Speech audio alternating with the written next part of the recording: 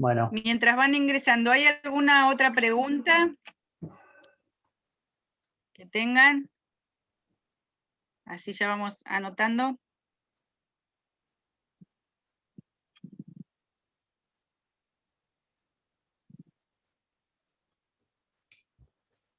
A ver, ¿está ¿No? Tamara? Sí, está Bueno. Tamara.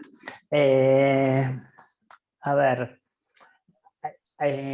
a Comte también hay que pensarlo, por más que escribe 100 años antes de Durkheim, ¿no? También hay que pensarlo como alguien que está preocupado por el orden, ¿sí? Comte va a estar preocupado por el orden que va a desembocar en la Revolución Francesa. Comte nace en la época de la Revolución, ¿sí? Y lo preocupa justamente el desorden, ¿no? La falta de orden, que es lo mismo que va a preocupar luego a Durkheim unos años después. Dije 100 años, pero no llegan a ser 100 años. La diferencia entre los dos es un poco menos cuando escriben, pero claramente levanta Durkheim, se apropia de la ley de los tres estados de la que habla Comte, ¿no? Donde el estado más... a ver, no me sale la palabra, sería como más precario, ¿sí? Como más alejado del saber, de la razón, del orden, de la ciencia. Primigenio ¿sí? sería. Sí, primigenio, sí, primitivo, es el teológico, ¿sí? Que también lo llama como mágico, que le atribuye la explicación a las cosas a las fuerzas naturales, ¿no? Como un estado muy antiguo y que solamente a través de la evolución, ¿sí? Del progreso se va a poder salir adelante, o sea, la humanidad va a poder desarrollarse, ¿sí? Dejando atrás estas ideas, estas fases fetichistas, mágicas, ¿no? Después a su vez las subdivide y en este sentido vemos que Durkheim coincide con esto, se separa claramente Durkheim desde el positivismo heredado de Comte. Así todo,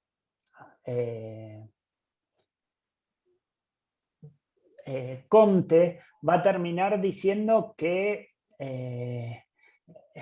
va a terminar convirtiéndose medio en fetichista religioso, porque él lo que va a querer decir, termina diciendo Comte, es que es necesario que la nueva política positiva sea aplicada por un zar o un papa, ¿sí? O un papa, dice Comte, mientras que decía que lo religioso era lo arcaico, lo prehistórico, ¿sí? Acaba de decir, bueno, pero la ciencia y el orden también tiene que ser impartida por una especie de papa de la religión positiva, ¿sí?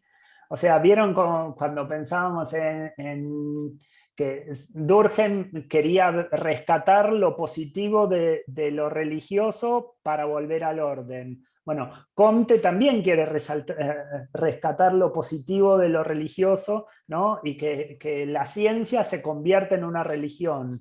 Después vamos a ver a Gramsci, que también va a querer rescatar lo religioso y va a decir, bueno, que el socialismo se convierte en una religión.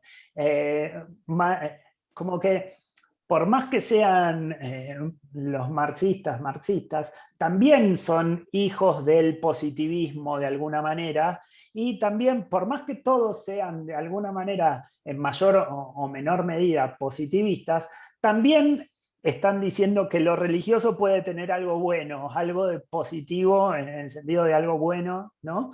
Como para el orden social o para el nuevo orden o para la revolución socialista. O sea, tanto los positivistas como los marxistas van a buscar qué es lo que hay de positivo o de buen sentido, podríamos decir, en lo religioso.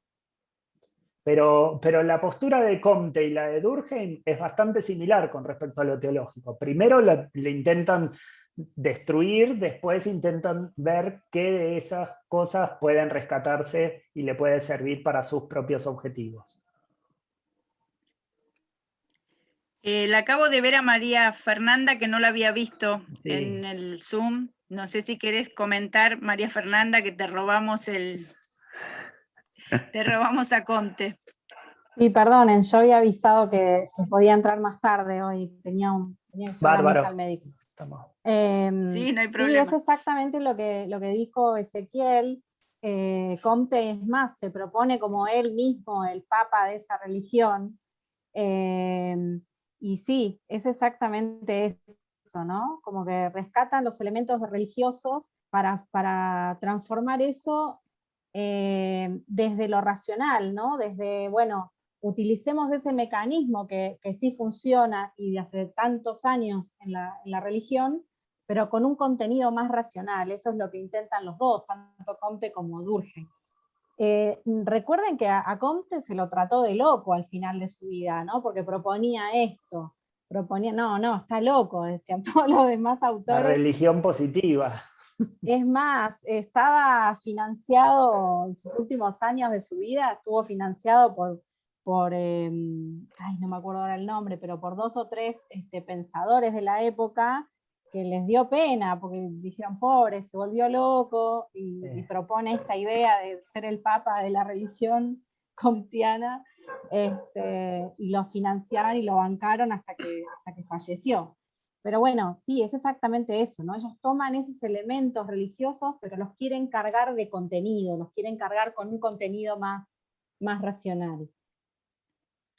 No sé cuál era la hacen una pregunta. pero... Ahí Me parece... Alberto pregunta Sí. si es por lo bueno o por usar la cohesión. Bueno, las dos cosas. O sea, es importante la cohesión social y es importante la idea de lo que tiene la religión como totalizante, ¿no? Y entonces dice, bueno, utilicemos esto que es totalizante, reemplazándolo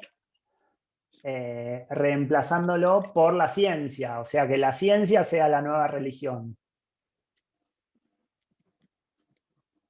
Para Comte va a ser la ciencia, para Durkheim va a ser el lazo social que se genera en ese fermento cuando la gente, esa efervescencia que surge cuando la gente se junta. Cuando la gente se junta y está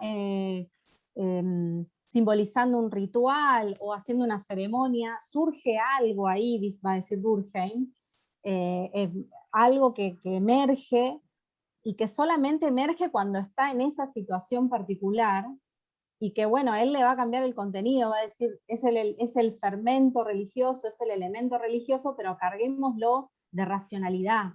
Ese es el lazo social para Durkheim, eso que surge ahí.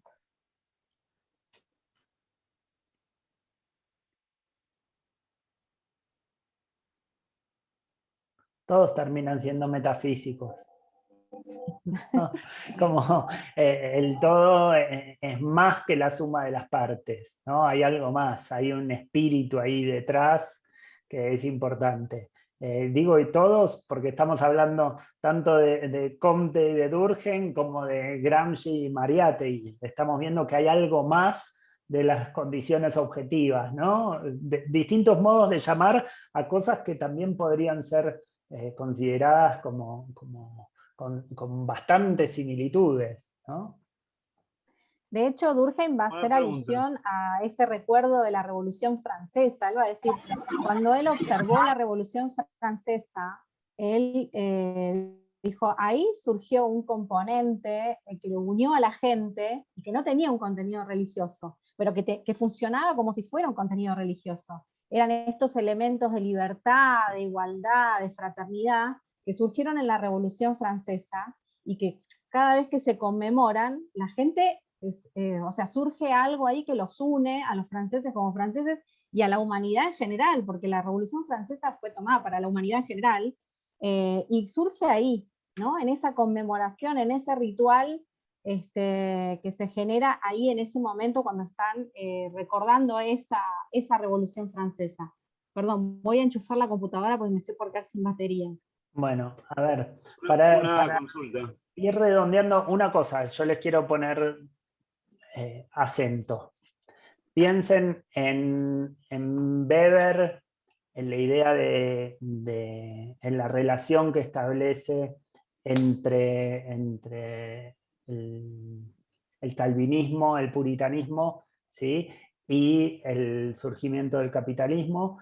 Piénsenlo recordando la idea o el concepto de afinidad electiva, ¿sí? Como no de una relación causa-efecto, sino de dos polos que se complementan y se retroalimentan, ¿sí?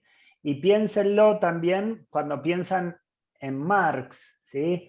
No me vengan a decir después en el parcial, Marx dice que la economía determina, porque ya me ponen los pelos de punta, ¿sí? No determina nada, Marx era dialéctico. Si algo determina otra cosa, la dialéctica se perdió totalmente, ¿sí? Entonces, recuerden eso, de la relación dialéctica de Marx y de Gramsci también, ¿no? De los marxistas que nosotros elegimos en general, son marxistas que ven esto, la dualidad y de lo religioso, ¿no? Lo positivo y lo negativo dentro de lo religioso, la contradicción dentro de lo religioso y esta relación dialéctica, ¿sí? De ida y vuelta, que se retroalimenta, que se niega, que se vuelve a afirmar.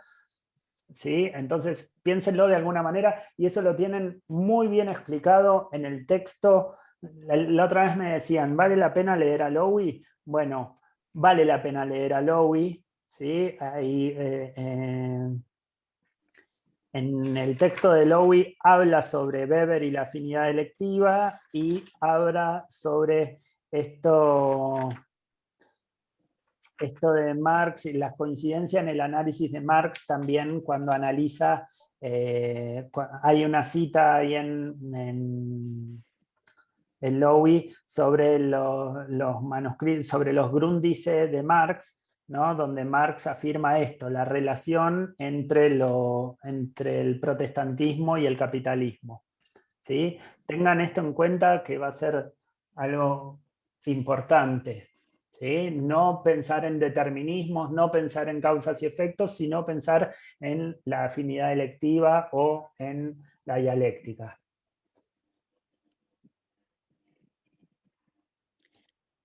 Me parece que había una pregunta de Guillermo, ¿o no era? Sí, sí, puede ser una pregunta. Basado en lo que decía María y en lo que dice Durkheim, yo mientras lo leía no me dejaba repicar en la cabeza, más allá de la Revolución Francesa, si esa efervescencia y ese surgimiento de nuevos rituales y demás se puede asociar a los surgimientos de los movimientos populares. Digo, no sé, Revolución Cubana, peronismo, Revolución Bolivariana y tantas otras, ¿no? Que han perdurado en el tiempo y se han convertido, el peronismo tiene facetas religiosas asombrosas, desde símbolos, mitos, hasta prácticamente estampitas, digamos. O sea, cadáveres embalsamados, lo más cercano que he vivido en mi vida a una religión, digamos. Te voy a contestar como te contestaría Durkheim. Voy a intentar. En francés, por favor, ¿eh? Bueno, Voy a intentar. Bueno, No, vamos. Durkheim va a analizar la sociedad más pequeña que encuentra en cuanto a la más simple dentro del totemismo en Australia, porque él lo que dice es, si yo analizo esta sociedad simple, puedo después analizar las más complejas, porque lo que nos encontramos es lo que está haciendo todo el tiempo, es una analogía de ir al pasado, pero para poder observar el presente. Él va a decir, para poder observar lo que encontramos en esa efervescencia que encontramos, tanto en la Revolución Francesa como en cualquier sociedad en nuestra actualidad, se repite porque es un elemento que, no quiero usar la palabra esencial, pero es un elemento permanente que hay en las sociedades más simples. Entonces él va a analizar esta simplicidad y estos elementos que encuentra en esta sociedad simple pero porque después los puede replicar en sociedades más complejas. Lo que él va a decir es, en las sociedades más complejas es más difícil ver estos elementos porque se complejiza tanto que es difícil encontrarlos. Entonces él va a decir, vamos a ir a una más simple y vamos a ver cuáles son estos elementos, y después estos elementos los vamos a encontrar en las sociedades más complejas, por supuesto. Sí, la respuesta es sí.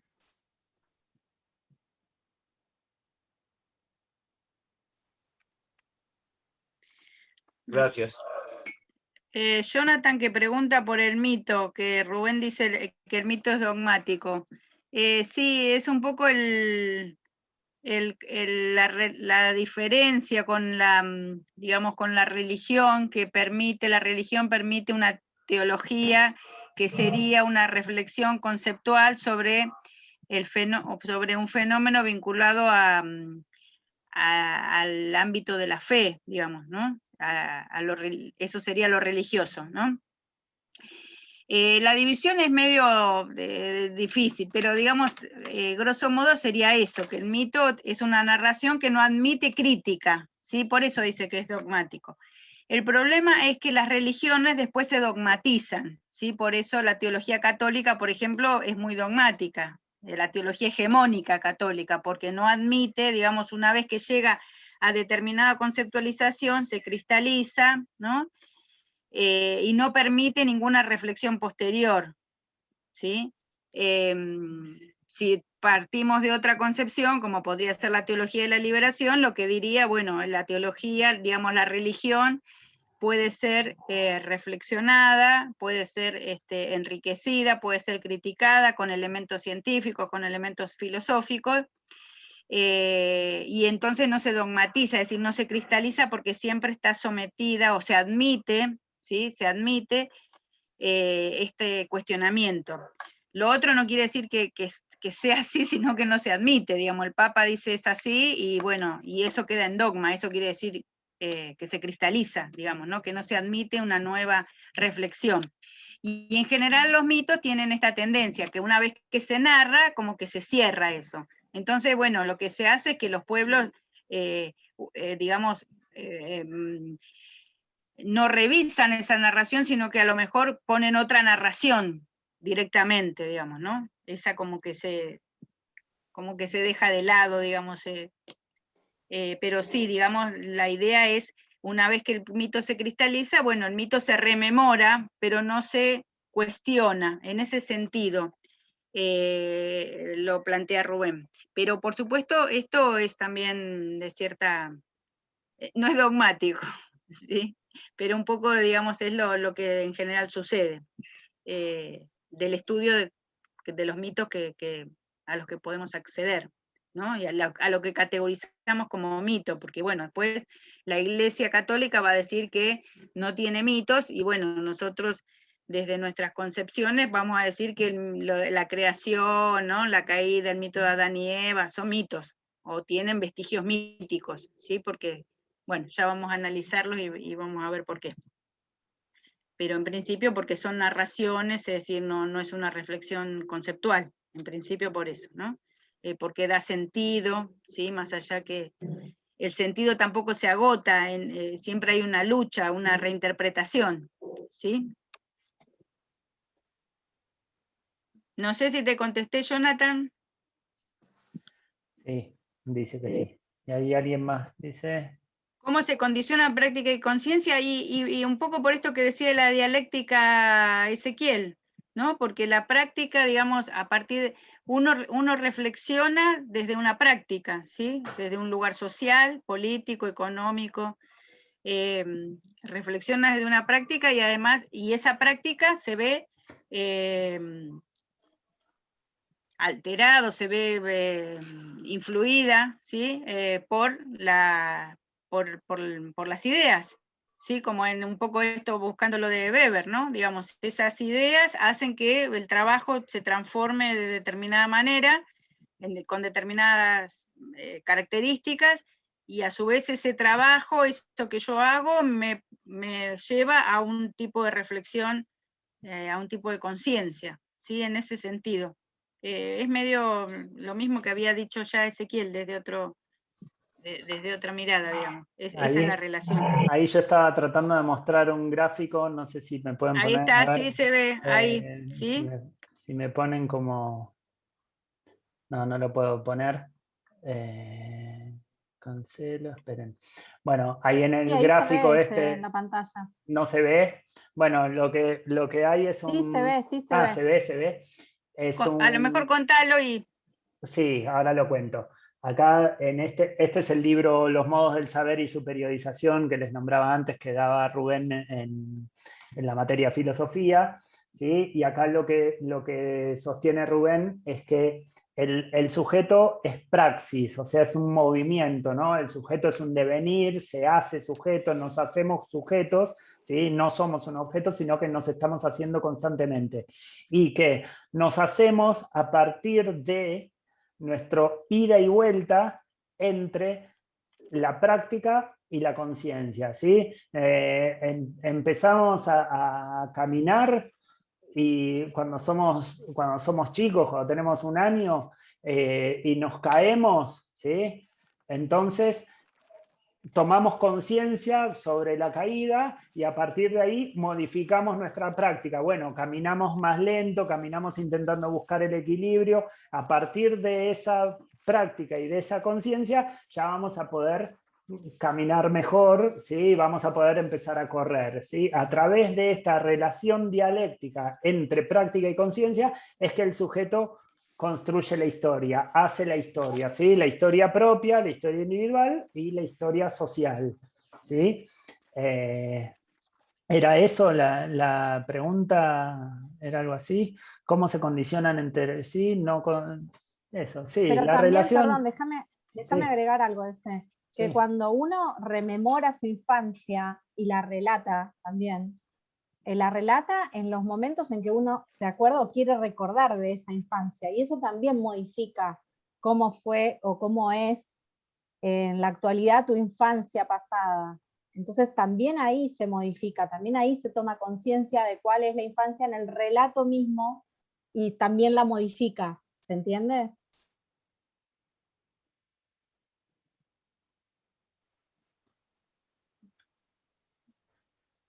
Pero por eso es fundamental la idea de condiciona y no la idea de determina. ¿Sí? Acuérdense de eso, que yo ahí también en este mismo libro, en Los modos del saber, es donde Rubén nos muestra la traducción correcta de Marx, ¿sí? Y cómo esta mala traducción de reemplazar el verbo determinar por condicionar generó todo un conflicto que se puso en boca de Marx, algo que él no había dicho, porque determinar no es dialéctico, ¿sí? Y si hay algo que logró hacer Marx a lo largo de su vida, es mantenerse en la postura dialéctica, ¿sí? ¿Qué más? No, y ahí repregunta si la religión sería fruto de la práctica o de la conciencia. ¿Querés contestarle vos? Pero ya, si pensamos en sería fruto, la religión es fruto de la praxis. La praxis es esta relación entre práctica y conciencia, ¿sí? La religión no es ni fruto de la práctica, ni fruto de la conciencia, sino de esta relación dialéctica entre práctica y conciencia, ¿sí? El sujeto tiene necesidad de entender el porqué, de entender el sentido, entonces va a pensar en una figura que intenta explicarle. Bueno, en la antigüedad, no sé, los astros, ¿sí? El sol, la luna, los planetas, los fenómenos naturales, ¿sí? Piensen en los pueblos originarios como tienen como divinidades el rayo, el trueno, el dios de la lluvia, ¿sí? Bueno, surgen estas divinidades, esta religión surge de la necesidad de los propios sujetos, ¿sí? De los sujetos colectivos en general. Es fruto de la dialéctica. Claro, ahí en la segunda pregunta ahora veo. Entonces no es ni fruto de la práctica ni fruto de la conciencia, es fruto de la praxis, ¿sí? Es fruto del sujeto. A los fines del análisis, Rubén va a decir que es una forma de conciencia, capaz que eso va por ahí también la pregunta. Es una forma de conciencia, pero toda forma de conciencia no es, digamos, no es el idealismo, sí, puro, ¿sí? No es solo la idea, la religión o el mito, ¿sí? Siempre es fruto de una situación dialéctica, en un contexto histórico, por parte de un sujeto que representa un sujeto colectivo, un sujeto individual, digamos, que es el que lo expresa, ¿sí? Ahí Luciana puso like. No sé si quiere decir que le gustó la respuesta, me sorprende. Listo. Sí, bueno. Estaba Qué pensando bárbaro. como fruto, más allá del sujeto, sino del mensaje que trae la religión, ese sentido, el mensaje en sí mismo que tiene cada una de las religiones o de los profetas que trajeron el mensaje como originario, digo, en esa praxis.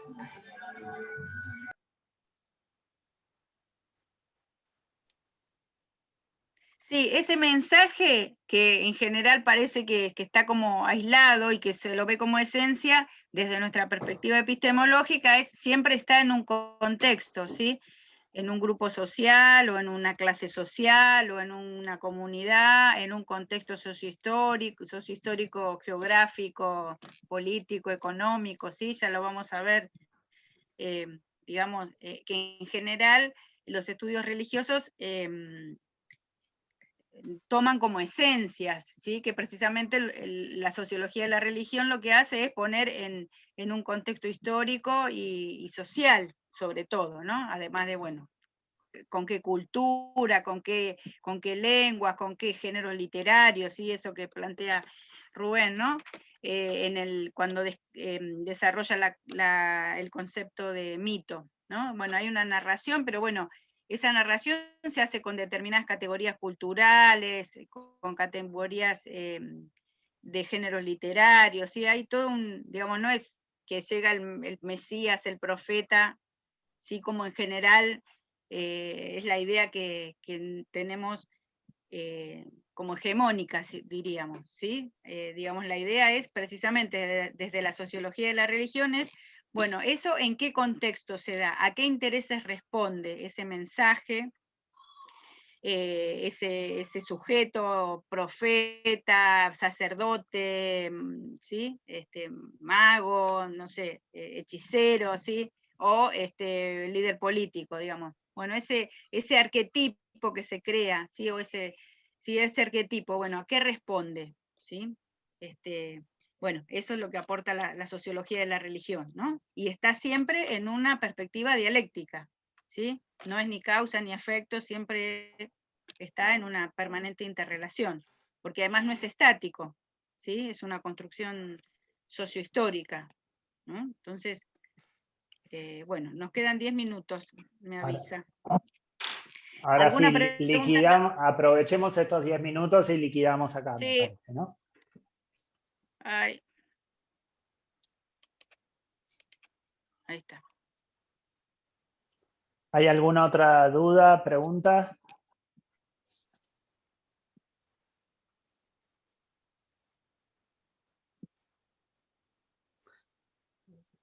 Si alguien no recibió el mail de la cátedra, alguien de los que entró más tarde, avísennos porque nosotros les vamos a mandar las consignas del parcial a través de esa casilla de mail. Así que chequeen. Si no recibieron mail, mándennos, avísennos, así les hacemos llegar el correo con las consignas en el momento indicado. Por las dudas, por cualquier emergencia, nosotros vamos a subir las consignas también a las 5 de la tarde al Dropbox, ¿sí? Las voy a poner ahí en el Dropbox, cosa de si alguien por H o por B no puede recibir ese mail en ese momento, que todo puede fallar, también tienen la vía Dropbox para acceder a la consigna. ¿Estamos?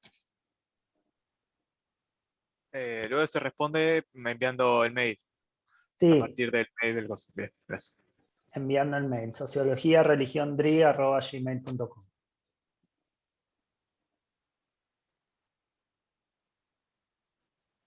Acuérdense que es una carilla donde está la carátula, ¿sí? Con su nombre, su apellido, su documento de identidad y su casilla de correo por cualquier cosa.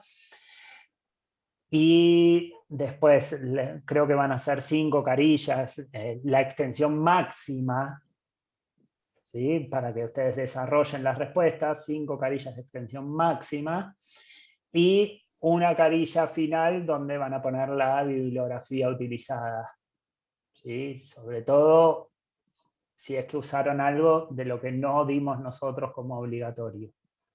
¿Vamos?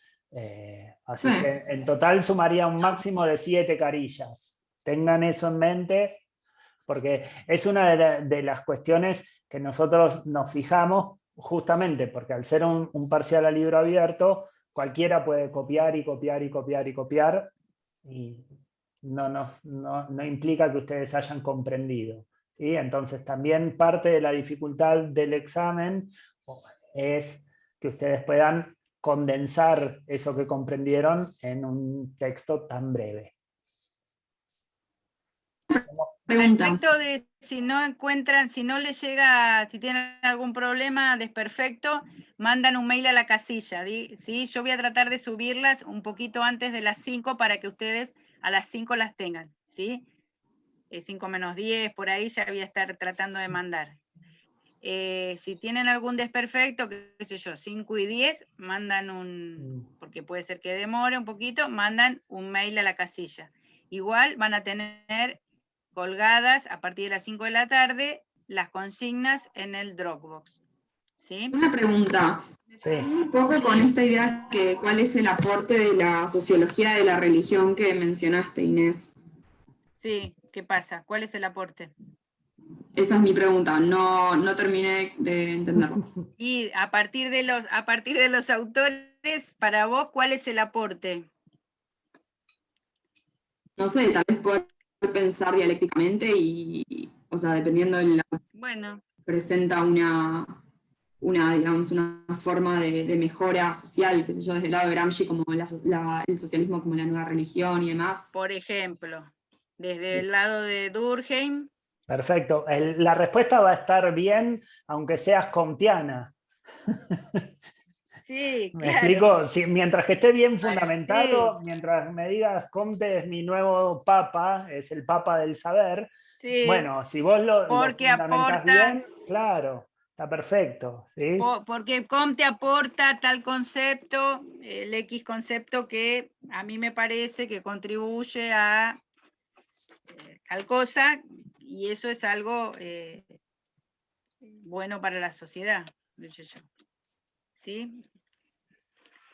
Genial. Esas son las preguntas que decimos como de opinión, que es que ustedes tienen que opinar en base a lo que ustedes creen, ¿sí? O si no creen lo que ustedes, bueno, han reflexionado, desde los marcos teóricos que a ustedes les planteen. Puede ser marxista, comtiano, durkheimiano, weberiano, el que ustedes quieran. Pueden retomar de varios, ¿sí? Bueno, esto aporta desde este paradigma, desde el otro, desde lo que a ustedes les parezca. Ahí es la opinión de ustedes.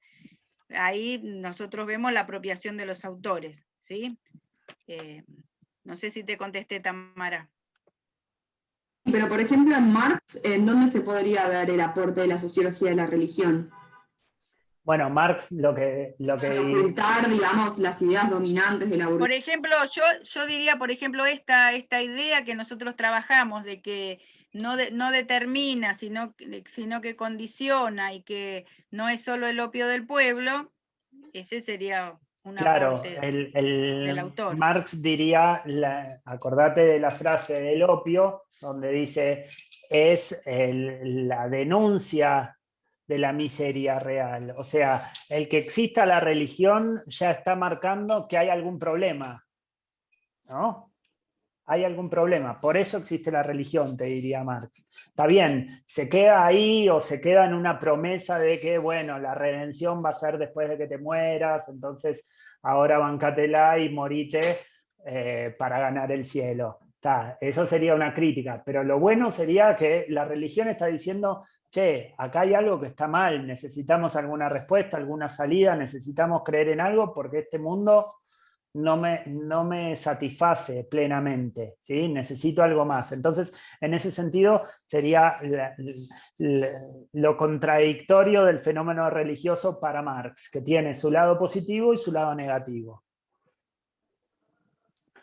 Él no se va a centrar justamente en lo religioso, solo lo toca tangencialmente, pero como vimos la clase pasada, hay muchos autores marxistas que sí toman lo religioso como algo central, a partir de esto, de las posibilidades que tiene lo religioso de aportar hacia el cambio.